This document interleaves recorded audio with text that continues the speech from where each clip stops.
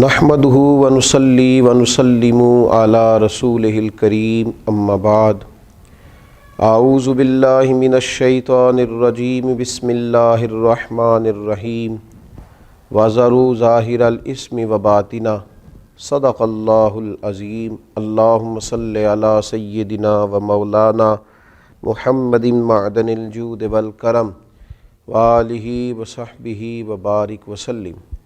حمد و صلات کے بعد ماہ مقدس، ماہ نور، نور و سرور، ماہ رمضان المبارک میں ایک سلسلہ گفتگو روحانی مسائل اور ان کا حل۔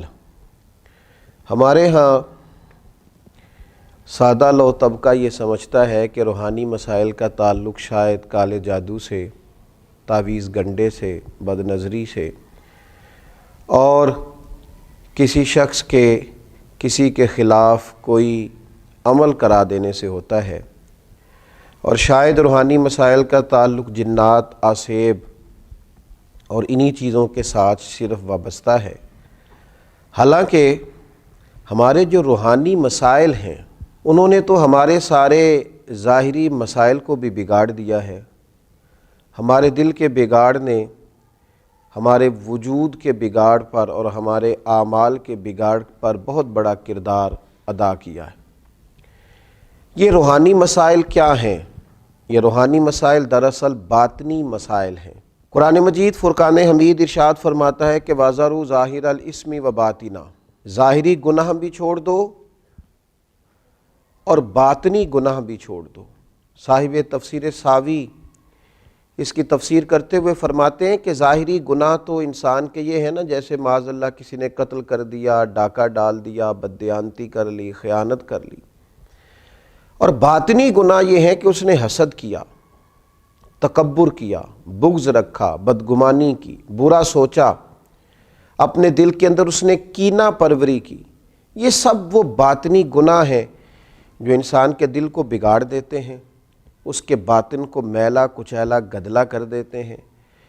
انتہائی خوبصورت، نفیس، پڑھے لکھے، صاف ستھرے، سمجھدار، اچھے گھرانے کے لوگوں کو یہ باطنی گناہ اس طرح کا بنا دیتے ہیں کہ وہ ایک خود غرض انسان بن جاتا ہے۔ اس کا رویہ انسانوں کے حق میں انتہائی بد اخلاقی کا ہو جاتا ہے۔ یہ جو باطنی گناہ ہیں، یہ جو باطن کے میل کچیل ہیں، حضرت سیدنا امام غزالی رحمۃ اللہ علیہ فرمایا کرتے تھے ظاہری اعمال کا باطنی اوصاف کے ساتھ خاص تعلق ہے۔ فرماتے ہیں اگر باطن خراب ہو جائے تو ظاہری اعمال بھی خراب ہو جاتے ہیں، اور اگر باطن اجلا ہو، خوبصورت ہو، صاف ستھرا ہو، عاجزی والا ہو، انکساری والا ہو، خیر خواہی والا ہو، اللہ کے بندوں کی محبت والا ہو، اچھی سوچ والا ہو، اس کے اندر یہ ساری خوبصورتیاں موجود ہوں تو پھر انسان کا باطن بھی سنور جاتا ہے۔ ہمارے دلوں کے اندر بعض ایسی چیزیں ہوتی ہیں جو ہمارے لیے انتہائی خطرناک ہوتی ہیں۔ حسد کا سادہ معنی جو ہمارے ہاں کیا جاتا ہے وہ جلنا ہے۔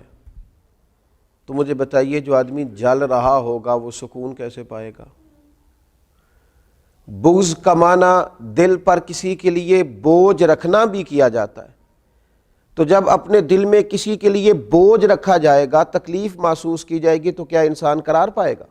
تکبر کا معنی یہ ہے کہ آپ نے اپنے آپ کو بڑا جانا، کسی کو چھوٹا اور حقیر سمجھا، تو جب ہر وقت آپ اپنی بڑائی ہی کے چکر میں پڑے رہیں گے تو کیا دل کو قرار آئے گا؟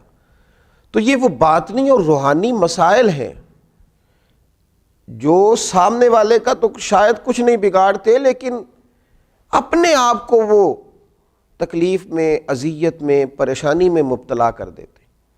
تو ان روحانی مسائل کی معرفت رکھنا، ان کا خیال رکھنا، نبی اکرم نور مجسم صلی اللہ تعالیٰ علیہ وسلم نے فرمایا تمہارے وجود میں گوشت کا ایک لوتھڑا ہے، اگر وہ ٹھیک ہو گیا تو سارا جسم ٹھیک ہو گیا، اگر وہ بگڑ گیا تو ہر چیز ہی بگاڑ دے گا، بگڑ گئی ساری چیزیں۔ یا رسول اللہ صلی اللہ تعالیٰ علیہ وسلم وہ کون سا لوتھڑا ہے؟ تو فرمایا وہ تمہارا دل ہے۔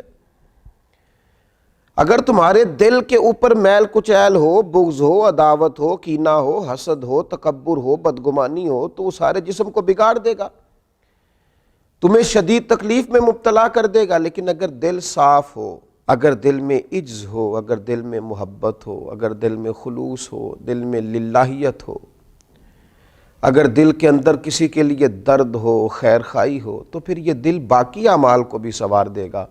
اسی لیے امام غزالی رحمۃ اللہ علیہ فرمایا کرتے تھے کہ دل ایک تنے کی طرح ہے،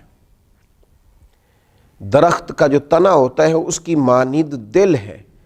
اگر تمہارا دل صاف ہے تو پھر جو اوپر شاخیں لگیں گی تنے کے وہ بھی خوبصورت لگیں گی، پھول لگیں گے، پھل لگیں گے، توانائی ہوگی۔ لیکن اگر دل ہی بگڑ گیا ہے، پاک ہوئے تے پاک ہی ملدا ہی تے بنا پاکوں پاک نہیں ملدا، سارے جسم دے دھون دے نالوں اکو تولا ہے ٹکڑا دل دا۔ اور اقبال کہنے لگے دل بیدار پیدا کر، کہ دل خوابیدہ ہے جب تک، نہ تیری ضرب ہے کاری نہ میری ضرب ہے کاری۔ دل اگر صاف ہو، یہ جو باطنی ہمارے مسائل ہیں، یہ جو روحانی مسائل ہیں، جب تک ان کا ادراک نہیں ہوتا، اعلیٰ حضرت فاضل بریلوی رحمۃ اللہ علیہ فتاوی رضویہ شریف میں ارشاد فرماتے ہیں کہ جو مسائل ہیں نا علم قلب کے، دل کے جو مسائل ہیں، فرماتے ہیں یہ بھی فرض ہے ان کا سیکھنا بھی۔ کون سے مسائل؟ فرماتے ہیں جیسے تواضع سیکھنا، جیسے توکل سیکھنا، جیسے اخلاص سیکھنا، اس طرح باقی مسائل سیکھنا فرض ہے، یہ بھی سیکھنا فرض ہے۔ اور فرماتے ہیں جس طرح بہت سے حرام چیزوں کی معلومات ہونی چاہیے کہ یہ ٹھیک نہیں، یہ منع ہے، یہ درست نہیں ہے، اس سے اللہ رسول ناراض ہو جائیں گے، اسی طرح جو محرمات باطنیہ ہیں، یعنی تکبر ہے، ریا ہے، عجب ہے، حسد ہے، ان کی معلومات ہونا بھی ہر مسلمان کے لیے فرض ہے۔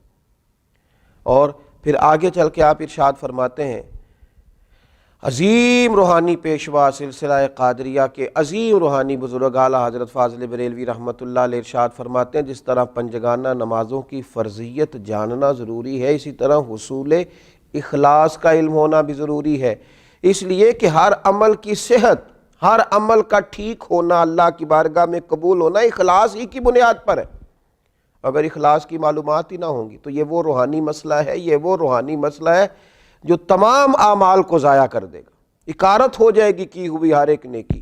پھر آپ ارشاد فرماتے ہیں جس طرح حلال و حرام کا علم ہونا ضروری ہے، اسی طرح ریاکاری کا پتہ ہونا بھی ضروری ہے۔ فرماتے ہیں بڑے بڑے عابد ہیں، بڑی بڑی بہترین عبادت ہے، پر اپنے دکھاوے کی وجہ سے، ریاکاری کی وجہ سے اس عبادت کو ضائع کر لیتے ہیں۔